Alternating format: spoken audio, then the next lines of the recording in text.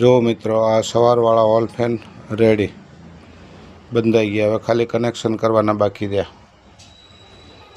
આ hall fan બંધાઈ જાય એટલે કનેક્શન કરી પંખાને બેરિંગ નાખી કેપેસિટર નાખીને ફિટિંગ કરી દેવાના. આ જો બીજી સબમર્સિબલ ઓપન વેલ ટાંકાની મોટર.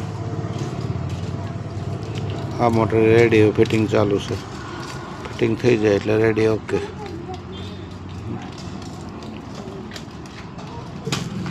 ત્યાર પછી આ pressure pump ready complete. Okay. ત્યાર પછી આ બ્રેકર મશીનનું આર્મેચર ઉડી ગયેલું હતું, કમ્પ્લીટ કરીને પાલટીને આપી દીધું. જો આ રેડી કમ્પ્લીટ કનેક્શન હાથે. મિત્રો અમારી ચેનલને લાઈક કરો, શેર કરો, સબસ્ક્રાઈબ કરો અને અમને આગળ વધારવાની કોશિશ કરો. જય સિયારામ.